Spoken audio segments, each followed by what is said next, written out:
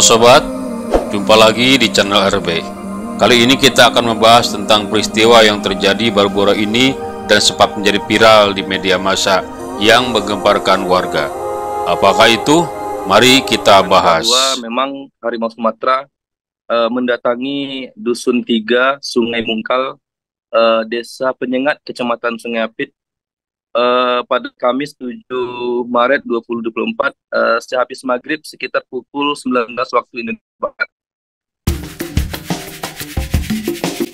Beberapa hari terakhir, konflik antara harimau dan warga kembali terjadi di beberapa tempat. Banyak laporan dan dari pemberitaan CCTV terlihat harimau-harimau itu mendatangi perkampungan. Ratusan warga Pekon, Desa Gunung Ratu, Kecamatan Suwoh, Lampung Barat membakar kantong perlindungan dan pelestarian alam Balai Taman Nasional Bukit Barisan Selatan, Senin 11 Maret 2024 sore hari. Aksi itu diduga dilakukan lantaran warga geram konflik harimau yang menewaskan 2 orang petani tak kunjung selesai. Warga kesal dengan hasil kerja Balai TNBBS yang sejak akhir Februari 2024 lalu memasang kandang jebakan, tetapi harimau tidak tertangkap. Masa yang geram lantas merusak dan membakar benda-benda yang dikeluarkan dari dalam kantor. Kantor bercat hijau itu lantas dirobohkan setelah dirusak dan beberapa hari bagiannya dihancurkan massa. Kenapa harimau Sumatera serang manusia? Mengutip Antara, harimau Sumatera yang berada di kawasan TNBBS menerkam seorang warga bernama Samanan, 41 tahun, warga Pekon, Desa Sukamarga, Kecamatan Suwoh, Kabupaten Lampung Barat. Sebelumnya, pada Februari lalu, 2 warga di Lampung Barat tewas akibat serangan harimau Sumatera. Kedua jasad ditemukan pada 8 Februari dan 22 Februari. Satgas Lembah Suwoh yang terdiri atas tim Balai Besar TNBBS, TNI, Polri, hingga BKSDA sebetulnya telah memasang kandang jebak di 2 titik lokasi untuk menangkap harimau tersebut. Namun upaya tersebut belum membuahkan hasil dan serangan baru terjadi. Lantas, mengapa harimau menyerang manusia? Ahli Konservasi Keanekaragaman Hayati Badan Riset dan Inovasi Nasional, Hendra Gunawan, menyebut peningkatan konflik antara satwa dan manusia disebabkan kompetisi atau perebutan ruang dan atau makanan. Satwa besar biasanya memerlukan habitat luas dan singgungan dengan manusia yang sama-sama membutuhkan atau menggunakan ruang yang sama, yaitu hutan, membuat tumbuhnya kompetisi ini, meskipun hutan ini adalah habitat asli hewan tersebut. Jika makanan satwa juga berkurang, misalnya karena diburu, berarti juga ada kompetisi satwa manusia untuk memperebutkan makanan. Ketika makanan di habitat alaminya kurang, maka satwa akan mencari makanan di area-area manusia seperti kebun dan bahkan pemukiman. Dengan demikian, faktor yang menjadi dalang peningkatan konflik ini adalah harimau Sumatera yang ruang habitatnya semakin sempit dan makanannya di alam semakin sedikit. Selain itu, peningkatan populasi harimau yang tidak sebanding dengan luas habitatnya menjadi faktor lain. Ini juga akan mendorong satwa kelahiran baru tidak kebagian ruang dan mendorongnya keluar ke perkebunan atau bahkan pemukiman di sekitar hutan.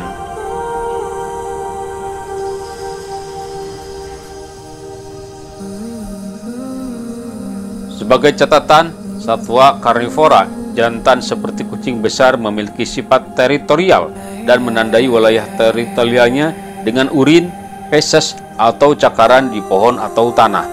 Wilayah teritori ini dipertahankan dari individu jantan lain. Kemudian, makanan dan betina di wilayah teritorinya adalah miliknya atau berada di bawah kekuasaannya, sehingga jika ada jantan lain masuk, maka akan terjadi perkelahian memperebutkan teritori tersebut, dan yang kalah akan keluar mencari daerah lain untuk mencari makan atau betina.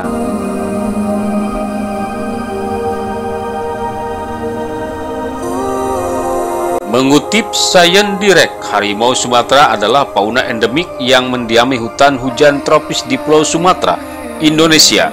Spesies harimau ini adalah satu-satunya yang tersisa di Indonesia setelah kepunahan harimau Jawa dan harimau Bali. Harimau Sumatera adalah subspesies harimau yang terancam punah yang hidup di hutan hujan dataran rendah dan pegunungan di Sumatera yang mendiami 15 landscape hutan di pulau tersebut.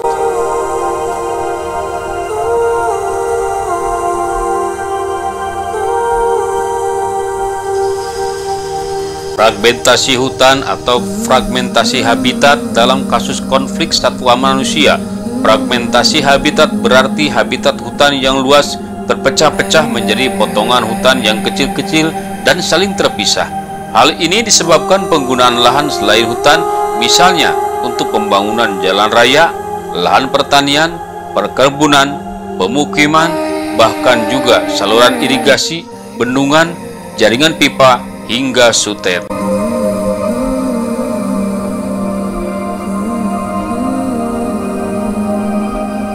Dalam kondisi tertentu, satwa masih bisa menyeberang jalan atau kebun untuk berpindah ke potongan hutan terdekat.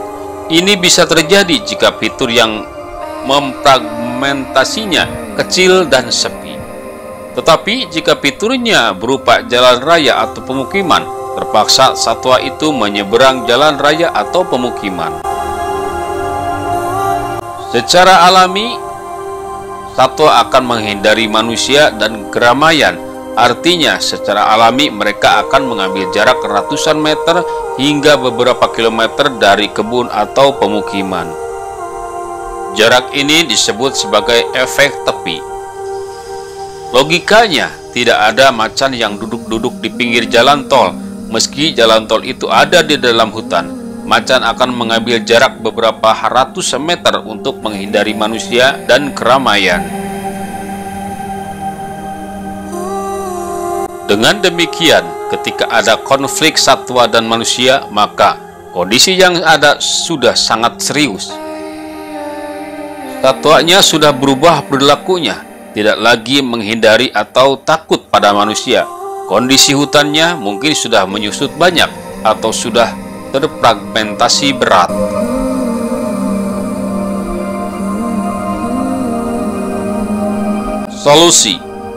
Solusi untuk masalah semacam ini tidak boleh parsial dan harus komprehensif serta terintegrasi. Beberapa solusi yang mungkin dilakukan adalah habitat diperluas dengan menetapkan kawasan konservasi baru atau merestorasi habitat yang rusak. Restorasi habitat karnivora juga termasuk kegiatan meningkatkan populasi mangsanya. Selain itu, perlu dilakukan pengendalian populasi. Populasi satwa dikurangi sampai batas daya dukungnya. Selebihnya dipindahkan dengan ditranslokasi ke hutan lain atau direintroduksi ke hutan yang sebelumnya merupakan daerah sebaran alam spesies tersebut.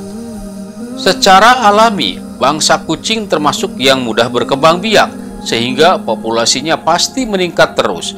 Oleh karena itu, upaya pengendalian populasi mestinya sudah direncanakan dan dilakukan sebelum daya dukung terlampau atau sebelum menjadi konflik.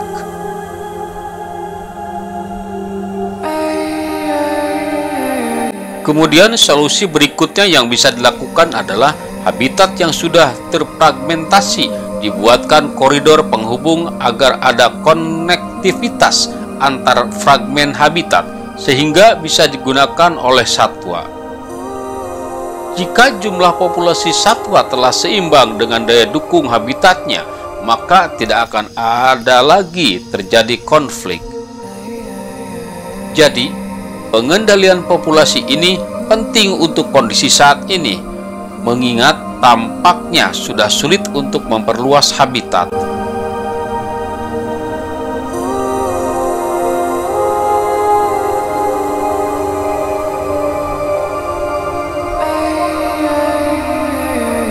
Terima kasih sudah menonton. Dukung terus channel Fakta Unik ini dengan cara like, komen, subscribe, dan juga share, supaya channel ini lebih berkembang dan bisa terus membagikan informasi yang unik dan menarik. Semoga video ini menambah wawasan dan pengetahuan kita. Sampai jumpa.